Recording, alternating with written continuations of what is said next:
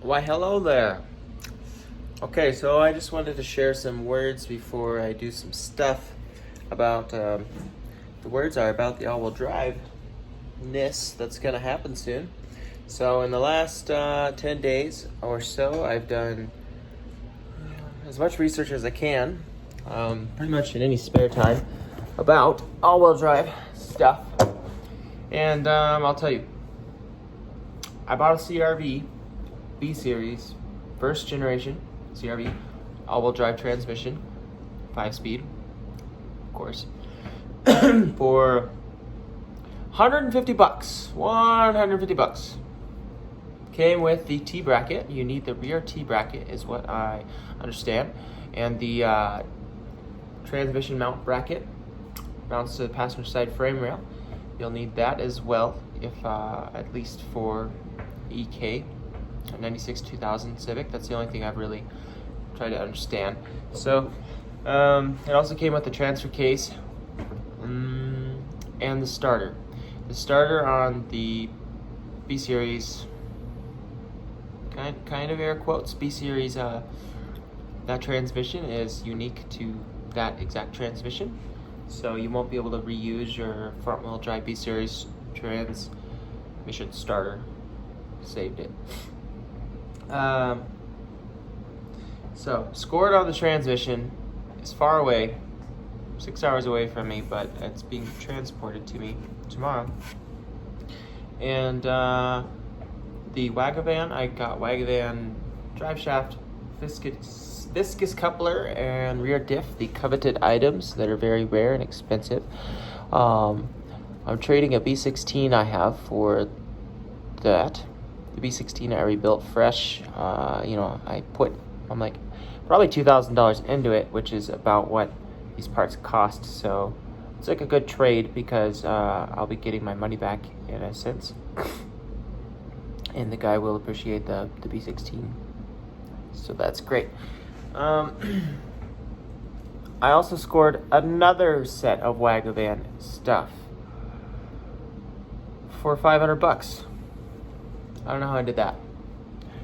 These scores, all these moves were done remotely. Like, I found it, and then I found someone I paid them maybe, or, I sent somebody to go and pick it up and this and that. Because I work all the time. And the $500 deal came with, a driveline, viscous coupler, and rear diff. And also like another drive line with half of a viscous coupler. I guess it's called the slip joint, which I'll understand more about once I have it in front of me. But that set of stuff, I convinced my friend to go all-wheel drive with me. So I'm going to give it to him at cost, which kind of hurts. But it's going to be great to have an all-wheel drive Honda friend with me. Also, let's see, I bought the Hub City Performance trailing arm kit with this spherical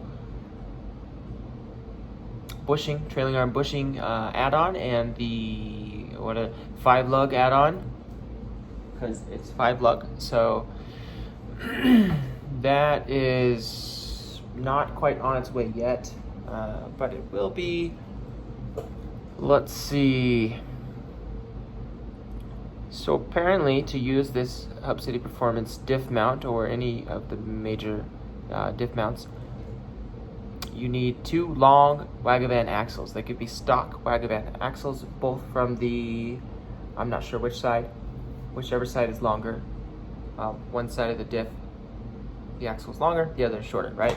And also, I'll tell you that I've learned the stock axle has 3 yellow marks on it if it's the longer one on the shaft itself. You can't miss them. Or 2 yellow marks if it's the shorter one. So you don't want the shorter one. I think the only time you can use the shorter one is if you have a custom mounted diff, which is when you did your own thing and you mounted the diff off center a little bit.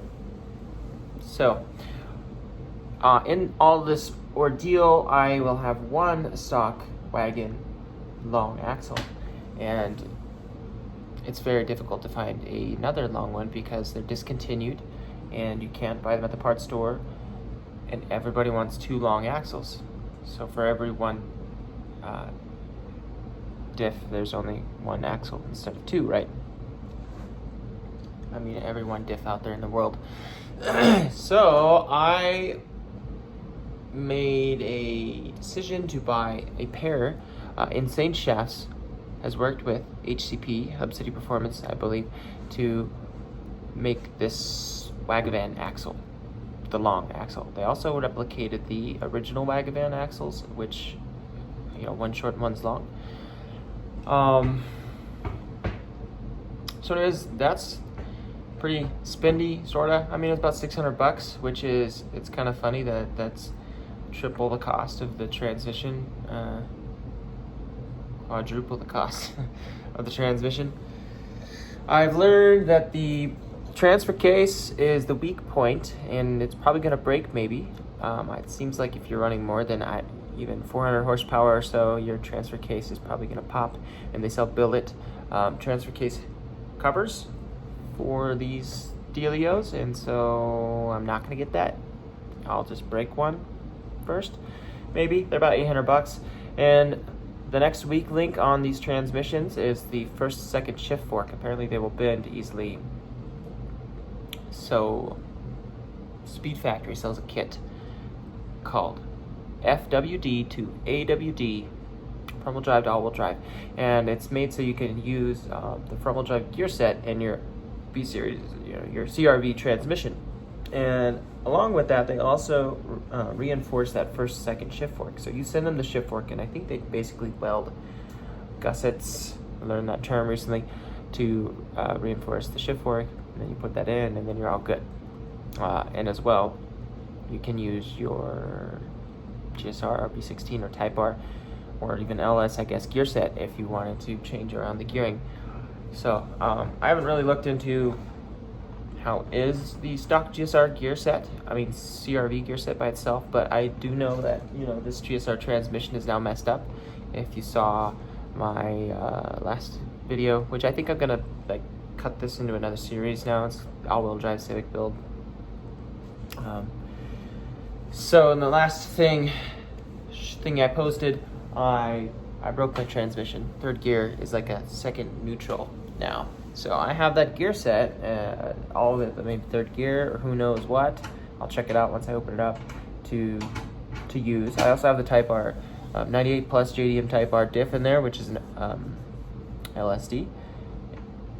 Apparently, with these CRV transmissions, you can use the front wheel drive LSDs, but you need to machine down some portion of it. I'm not sure what yet, but that's really nice because I think there's only one or maybe not too many more options for LSDs with that transmission, which is Gear X. They sell a LSD, and it's about, I think, $900.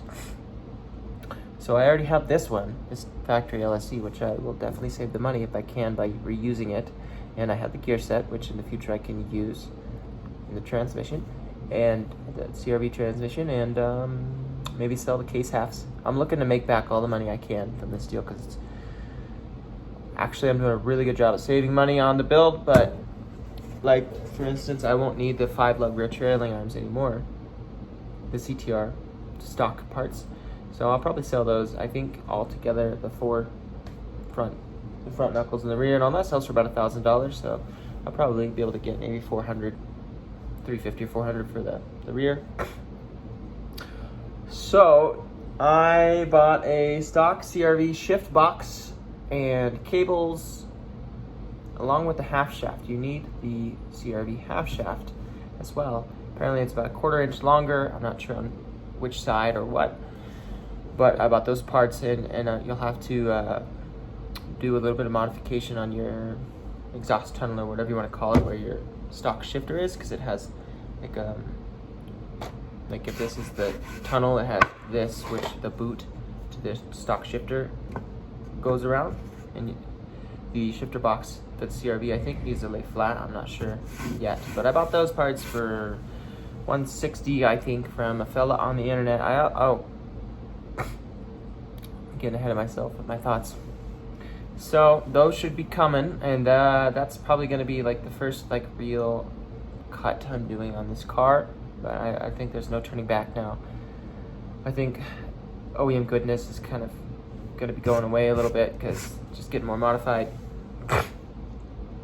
I learned that the Wagavan driveline needs to be shortened. Before this, 10 days ago, I knew nothing, right? So I'm just going over everything I've come to know. So the Wagavan driveline needs to be shortened. I know nothing about drivelines because I've only had Hondas, and so I'll figure out how, or the drive shaft shop will shorten it for me. I guess I'll be telling them how much and all that. There's an adapter to mount the Wagavan driveline to the CRV transfer case, whether it be B series or K series. You need an adapter, which there's, I think, I'm seeing at least 3 different people who sell it. There's Hub City Performance, and then another fella who I bought my adapter from. Can't remember his name right now, unfortunately, but about $130 or so. And so there's that, and then you'll have to figure out how to mount your viscous coupler, or I don't know, carrier bearing. I've heard that term a few times. I need to have it in front of me to really understand everything, but the drive shaft needs to be held up right to the body. So there's different methods to do that, and in my case, I really want to use my full exhaust. So you have to figure out how to run the full exhaust alongside the diff to the driveline. Then you'll need security straps, just in case your stuff breaks, so that your driveline doesn't fall to the ground and catapult your car ass over front, whatever you want to say. That's about it, I suppose. There's some modifications you have to do. The top of the diff, I believe, will be hitting kind of like the front bottom of the trunk, so you have to like bend the metal up with a hammer or air hammer, or cut it out just for the diff to fit there. And also there's some bolts for the top of the diff that are down, they're up going down, and you need to be able to access them. So I'll show you here when I start doing my works.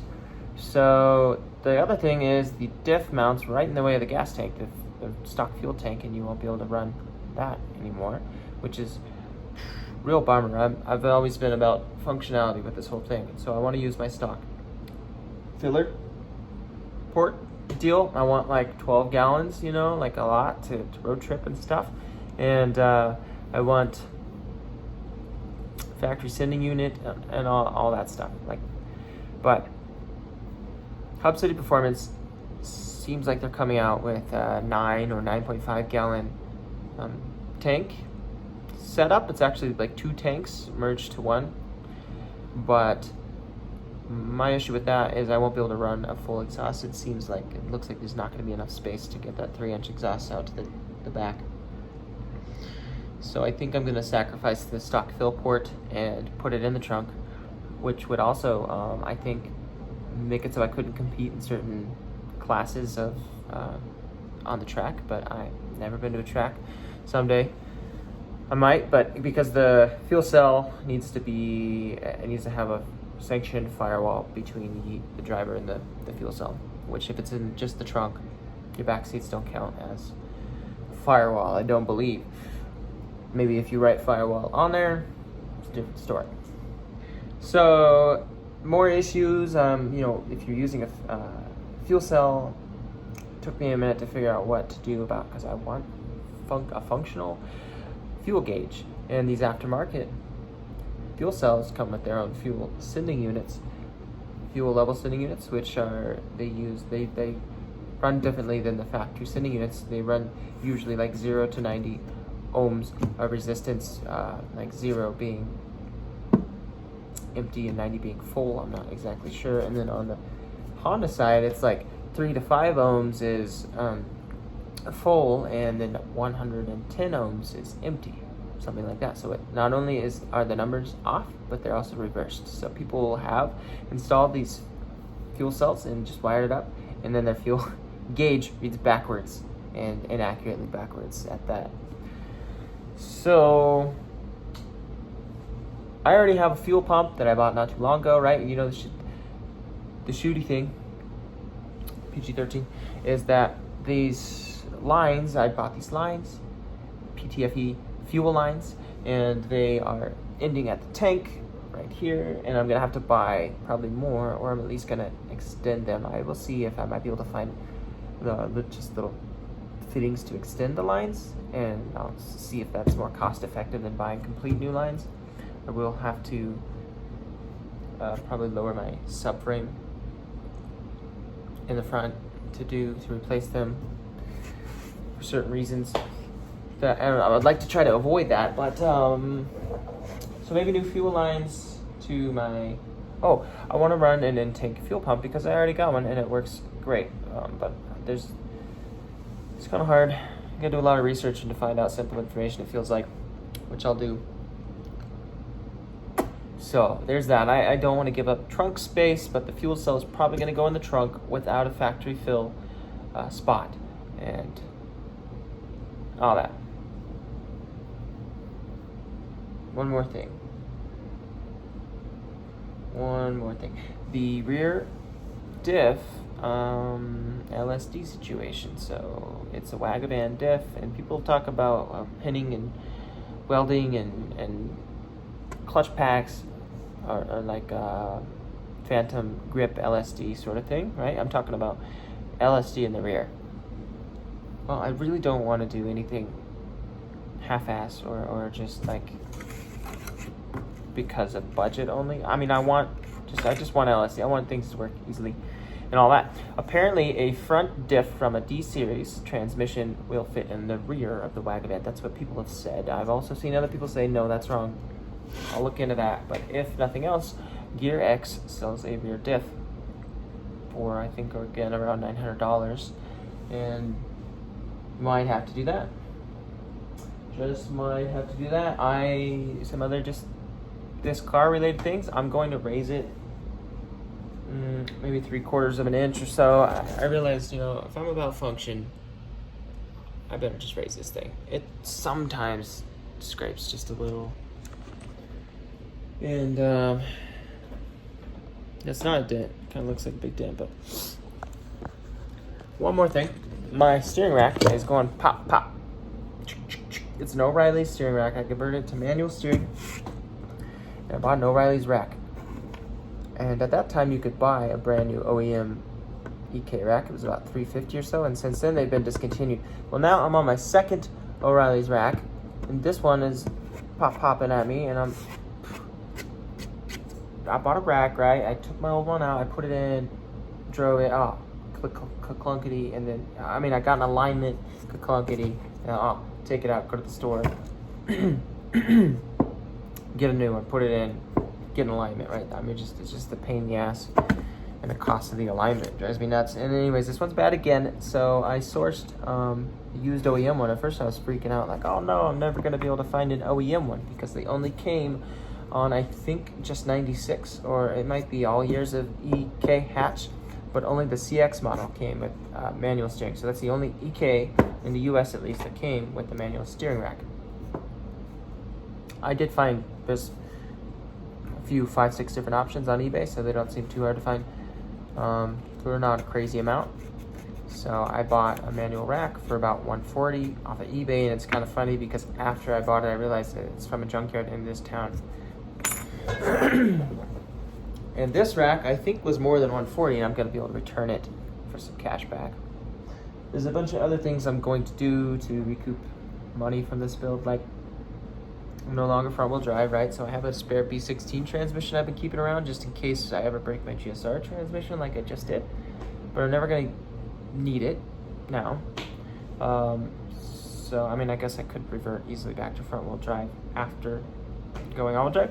But I'm going to sell it to a friend to recoup a little bit of monies. And also that friend is bringing me all the transmission, the 2.5 drive lines, the diffs, and all that. So he's bringing me all that stuff, and I'm gonna get the transmission. Got just a couple things I'll be selling to kind of recoup some money. Like, I got a fake ASR subframe brace, $5, fake shit. So that's the rundown I have for you now. So I think right now I'm probably gonna drop my transmission in preparation for the CRV training to come, and I believe I'll be installing the CRV tranny before anything. I might just get the whole system running, break it, and then fix it. Or maybe I'll just get it running, kind of take it easy, drive it around, and then take the transmission out. Wait, break it? I'm not going to be able to go easy, but I think I am going to put it on, and later I'll reinforce the first, second shift and put an LSD in the front and the rear. I think that is the plan, but I'm definitely going to oh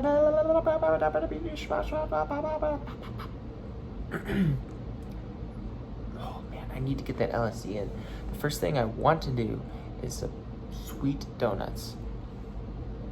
You know, donuts to just show that I have attained my dreams. But that won't happen unless I put the LSDs in there.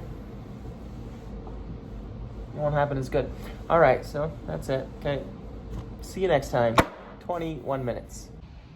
Well, hello again. Now it's same night, new video.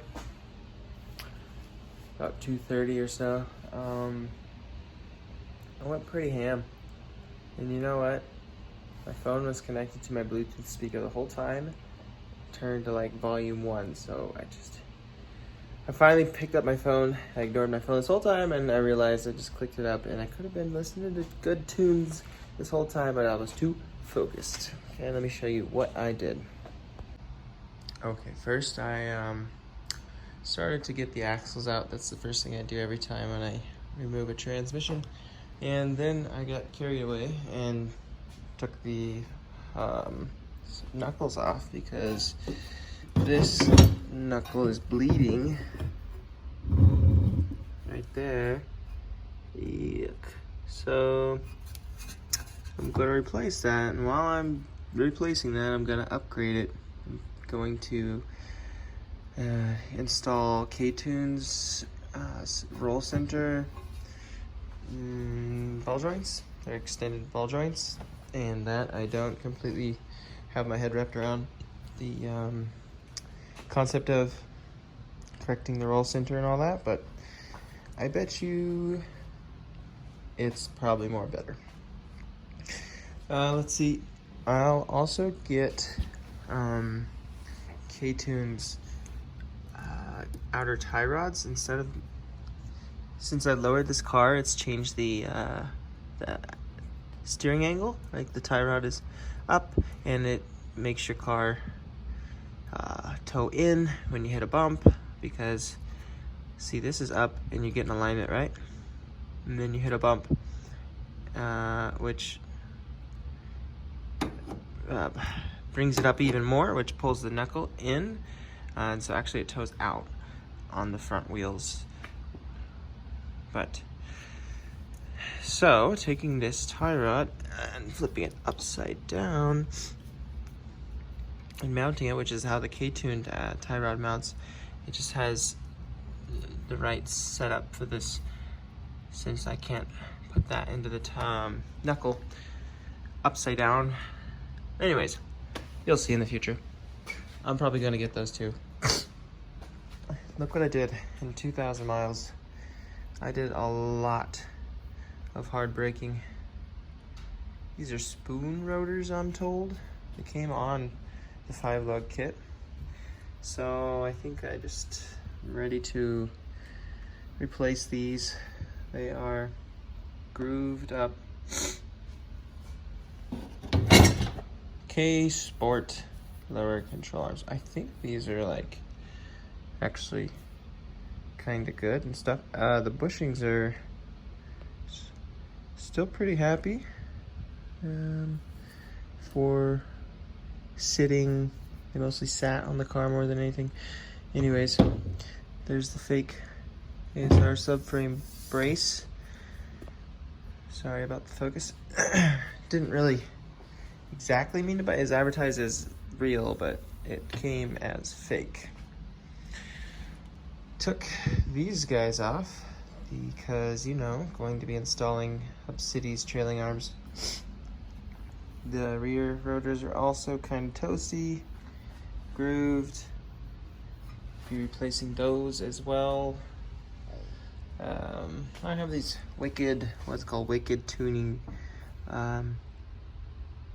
adjustable toe arms that are pretty much not needed.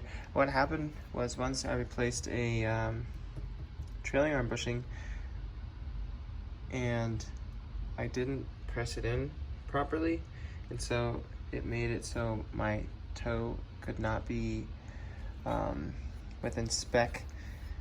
And you know, when you get in alignment, they're like, oh, your frame's tweaked, can't do it. But they said they didn't notice that, neither did I. I bought this to fix it. And later on I noticed that. So I'm gonna sell these. I don't know how much they're worth with no calipers, and actually I have a pretty good idea, probably 300, 350 maybe.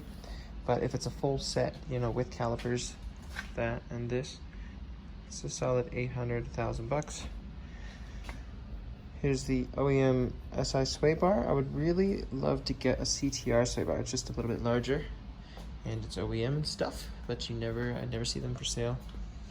I took this shaft off because I'll have to swap the CRV half shaft, or intermediate shaft, onto my axle. So that is prepared. Got all my bolts and stuff. Oh, did I already say? Nope, didn't tell you. I took the transmission off.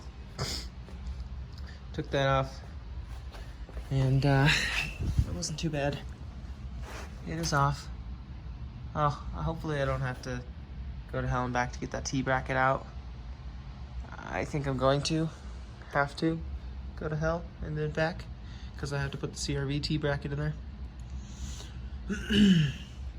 I might just hook up the cherry picker and hold the engine in the bay so I don't have to remove everything. So I want a full exhaust. I want it. And just kind of looking down, I need to remove the shift linkage because I'm done with those. I'll be using CRV cable shift linkage. So I don't have really good lighting right now to show you, but my exhaust is running down, right?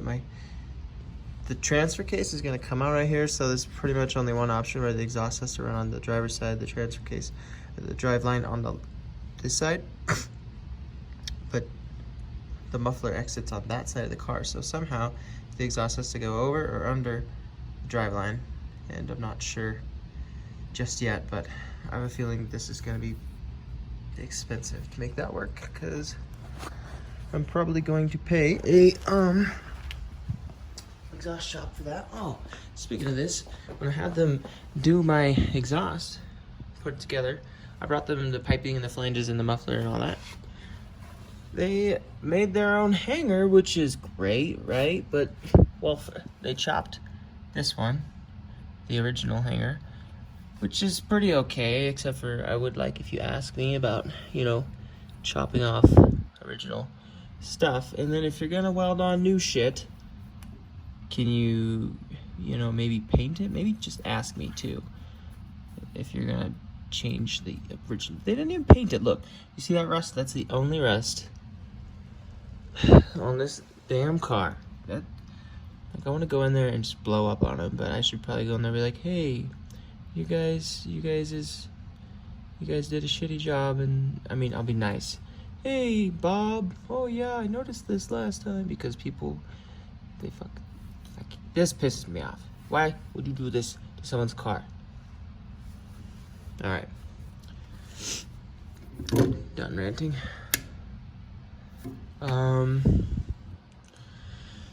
Yeah, I haven't taken the tank down. That's another, I could have done that, but I didn't want to have to remove the seat right now. I'm dirty as hell. So I need to remove the seat and then take the pump out and all that. The connections, the fittings and stuff. And then I can lower the tank and this will be gone and out of here. It'll give you a good idea of how much room I have to work with to route the exhaust and stuff like that. I'm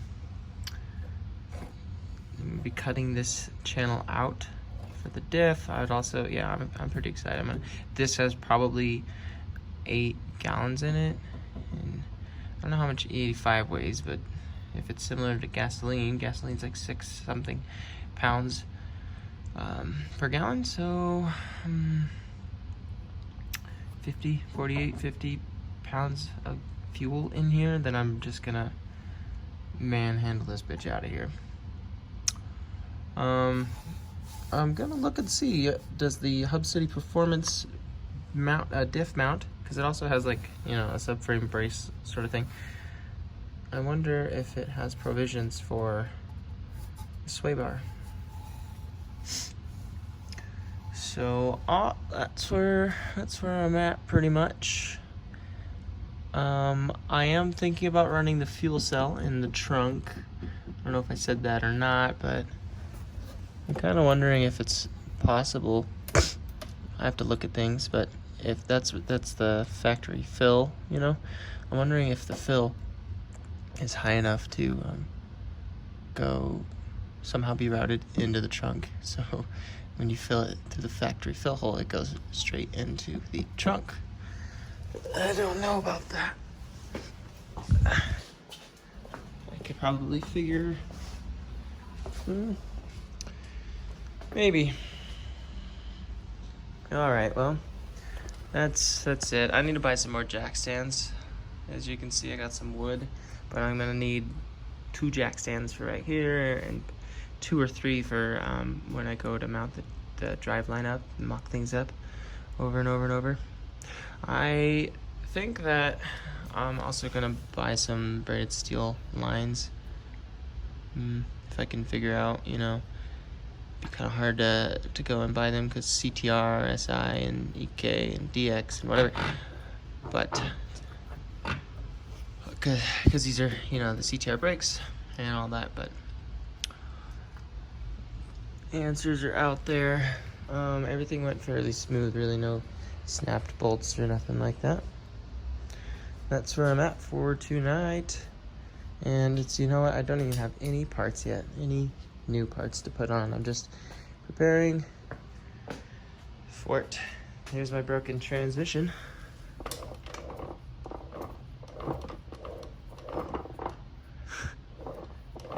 It's weird. I'm gonna take this apart. It's so weird because sometimes the shaft spins, but the diff stops. See that? Oh yeah, it's done now. Anyways, I'm gonna take this out. Hopefully the diff's fine. Better be fine. I'll take this apart later. So, next video is probably gonna be, hey, look at my parts. And I think that's just gonna be the transmission and all the factory parts. I don't think I'll get the Hub City stuff for maybe another week, and I have the Hub City trailing arms and the diff mount and the insane shafts for the rear, and also CRV shifter half shaft, the Band to CRV driveline adapter. I think those are pretty much all the new parts coming for now. All right, see you later.